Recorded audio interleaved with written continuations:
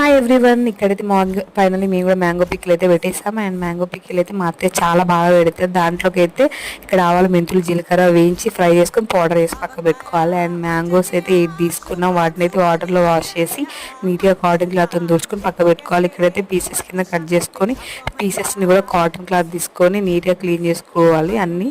తర్వాత ఇప్పుడైతే పోపు అయితే వేసుకున్నాం. దీంట్లోకి అయితే వెల్లుల్లి పేస్ట్ని దంచుకొని మిక్స్ చేసుకున్న పేస్ట్ని ఇందులో వేసుకొని ఫ్రై చేసుకోవాలి. మళ్ళీ పోపుకు సంబంధించిన అవన్నీ వేసుకొని ఫ్రై చేసుకోవాలి అండ్ మిర్చితో సహా. అండ్ ఇక్కడ వచ్చేసి ఆ పోపులో కారం అండ్ ముందుగా మనం ఆవాలు, మెంతులు, జీలకర్ర పౌడర్ ఉంటుంది, అది కూడా మిక్స్ చేసుకోవాలి. అండ్ కాసేపు ఆయిల్ అది వెళ్తుంది.